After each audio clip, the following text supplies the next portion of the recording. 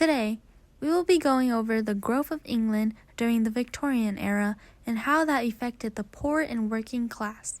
To begin, we must talk about the Industrial Revolution. The Industrial Revolution and urbanization in England played a major role in the Victorian era, which is known for its scientific and innovative breakthroughs as well as its massive industry. These events led to more emphasis on the social classes and differences such as growth of the middle class. Before this time, it was mainly only the rich and the poor. With industrialization came economic growth and prosperity, but the poor weren't seeing this side of England. The working class's England was not at all close to prosperous, but basically on the brink of poverty. Let's dive into that.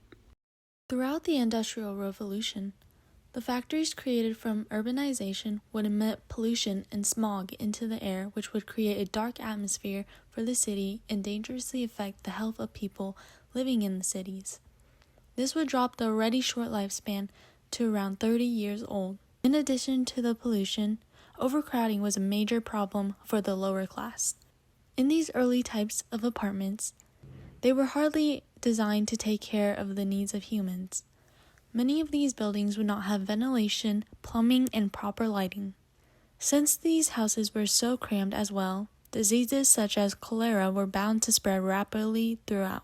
The working conditions of the working class were no better. Heavy machinery would cause injury or even death to the unskilled workers managing them.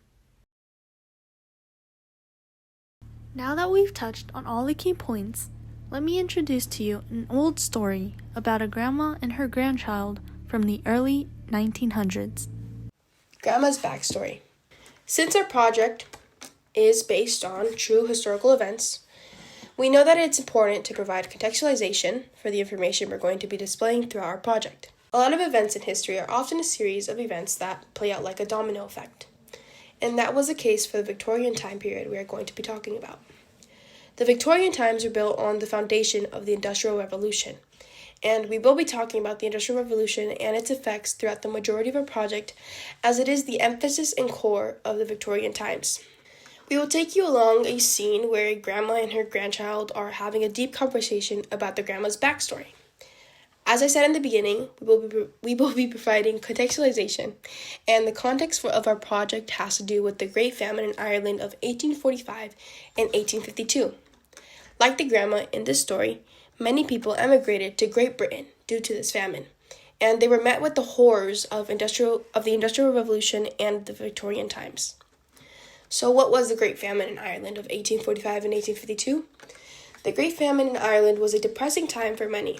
Ireland suffered a period of starvation, disease, and emigration, and that is why many of the people who survived fled the scene in hopes of survival, which is what the grandma of the story did.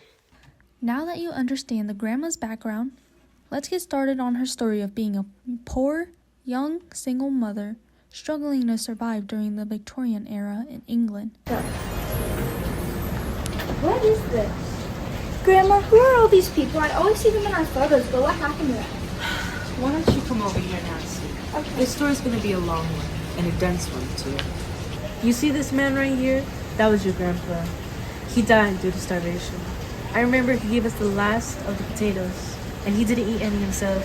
He was so caring. How I miss him.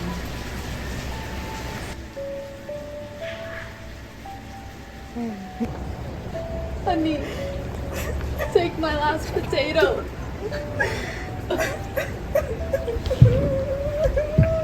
Many years ago, when your Nana was younger, my home country, Ireland, was dealing with a devastating famine. I believe it was around 1846, and it became to be known as the Irish potato famine. It was truly a devastating time for my dear Ireland. You see, our potato crops began to fail as they were struck with a late blight that destroyed the plant entirely. They were uneatable. And you see that little boy standing right next to me? Yeah, I do. He seems awfully charming. He was my son, John. The famine also took away my sweet boy. My husband wasn't sufficient enough for it. The famine just had to take my son away, too. I'm so sorry, Nana. I didn't know you went through all that. Ah, yes. It's okay, dear. But you won't believe it. So much more occurred after that. I consider myself to be a survivor of the Victorian era. Wow. I want to hear all about it, Grandma. Do you have time to tell your story? Of course. That's why I did take a seat after all. So because of the famine, I had no other choice but to migrate to another country. So soon after the death of John and your grandpa, I took my 3 kids, including your mother, with me to Great Britain. I had heard about the job opportunities there, and I truly didn't know what I was bringing myself and my kids into. It was a nightmare. What do you mean by that, Grandma? A nightmare? It was a living nightmare. You see, when I arrived, England was experiencing the second wave of the Industrial Revolution. So surely I thought that I would be able to easily find a job in the factory of some sort. And I did indeed, but I just wasn't aware of the horrible conditions until it was too late. Before the Industrial Revolution, there were rural villages. Workers in villages worked on their own schedule, and work days went from sun up to sundown. That's how they measured their work days. When urbanization began to rise and factories were being built, there was a high demand for more housing and workers. The poor mainly were housed in crowded urban areas with sewage filling the streets and disease spreading from close proximity.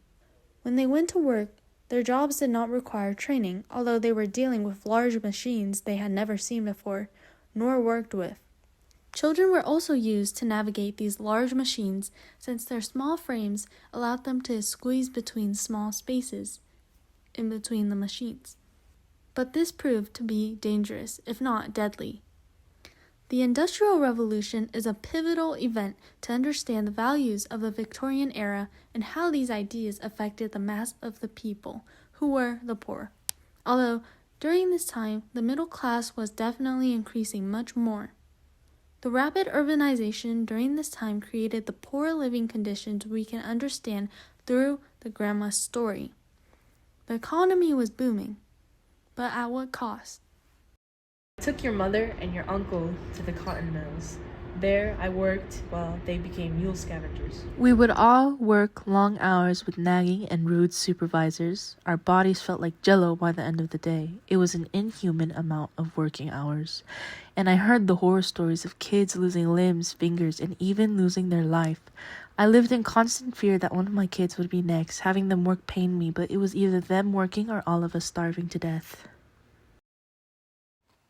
Alright, I don't know if you guys recall in the beginning, earlier slides, I said that historical events often play out as a domino effect. We see that here in the overall Victorian time period where a lot of things caused other things, and in this case, a lot of it caused child labor. So, we're going to be talking about child labor during the Victorian times. So these children were being exploited to many different forms of work that interfered with their ability to attend a regular school. Overall, it interfered with their ability to be a child because these kids were forced to grow up fast. Obviously not physically, but mentally they were growing up fast because they had to do things that an adult would do at the young age of, a lot of people started at the age of 4. So they had to do a lot of things that an adult would do at just 4 years old. We see that more evident, though, in the lower class realm because the children of the poor were not thought to be a blessing, but were often seen as a burden towards the family. And since during the Victorian times, families had to pay to send their children to school, most families couldn't afford to do that, so they would just send their kids to work. And like I said, a lot of people started at the age of 4. And so these little 4-year-olds would have to get up very early in the morning and work until they went to bed. And the amount of work hours they were working were horrible. They're not like today where we have a reasonable amount of hours. No, these kids had to work 12 to 18 hours every single day with little to no breaks, let alone time to eat, because the bosses or the supervisors or the companies or whatever, wherever they were working, they wouldn't give them time to rest. They wouldn't give them time to have a break in between those 12 and 18 hours of work because they thought that leisure or resting time was a waste of money.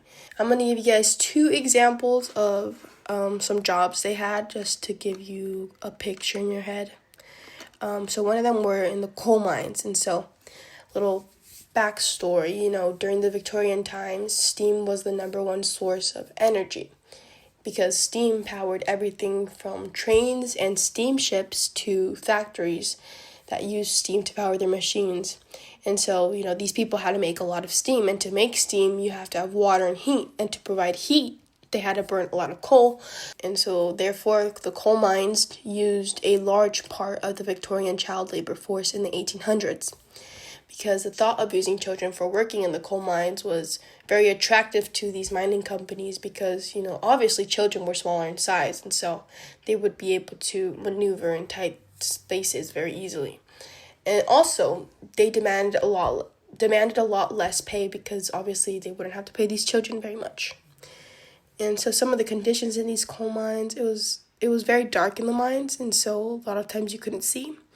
And that would cause permanent problems with their eyesight from the constant strain on the eyes that these kids were going through. And also, due to the lack of proper ventilation in these coal mines, coal dust was very thick in the air. And considering that these children would work from 12 to 18 hours a day, it was easy to see respiratory problems arise. And another job these children would have would be mule scavengers. And so these scavengers were usually employed in the 18th and 19th century in cotton mills. And their job was to clean and recoup the area underneath a spinning mule. And for those of you who don't know what a spinning mule, it's like a cotton machine. It was made during the Industrial Revolution. And so the cotton wastage that gathered underneath the machinery was seen too valuable for the owners just to leave it there. And so their solution was to employ young children to work under the machinery because they would fit under the machinery to just grab all that cotton. And this caused many children to suffer serious injuries. Like these kids would lose fingers, or they would lose a hand, or they would hurt their hand, or sometimes their heads would be crushed by the heavy moving parts. And so these kids were dying. And while there were laws that were passed over a period of several decades, they only slightly improved the working conditions and treatment of the children because, the change in that realm was just very slow. Ultimately, it didn't fix the whole problem. It wasn't the whole solution. It was only a temporary solution. It must have been so scary for you all. I'm curious, after work, where'd you guys go? Could you afford a home of your own? I mean, all three of you working, I'm sure it would be enough, right? No, I'm afraid you're mistaken, dear. We would work long hours in dangerous conditions, but would be paid so little. Even with the three of us working, we would still struggle to make ends meet. We were forced to live in a tenement. A slum was what the people called them. What were the slums like? They were overcrowded, cramped, underventilated, and usually without plumbing. They were the hot spot for disease. There wasn't a day that went by where I wouldn't be worried about cholera. I remember when one of the neighboring slums got infected with cholera and all of the surrounding slums went into a full-blown panic. 12 families got wiped out by the disease. It was terrifying. During this century, many people lived in these Victorian slum houses, and these buildings were run-down buildings, and they were old and they were in bad condition.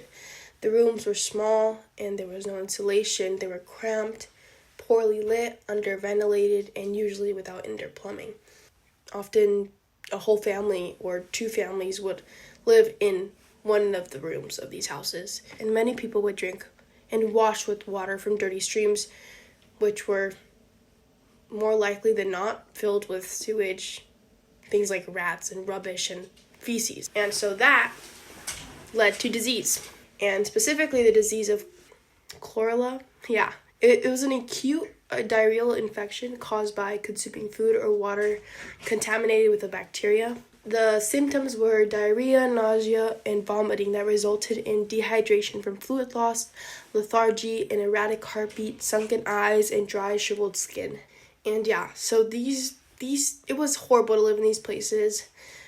Like I said, the images probably don't even grasp the extent of how bad these places were, and even the description I just gave probably doesn't even get to the extent of how bad these places were.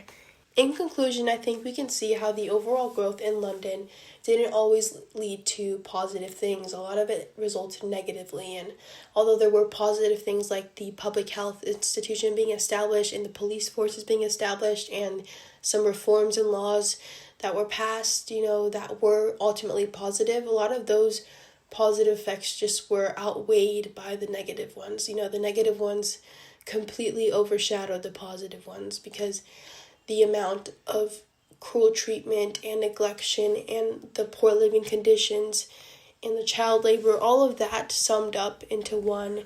We can now understand and study how deeply affected the poor and working class were from these huge industry changes, and also what had led to their harsh and cruel environments.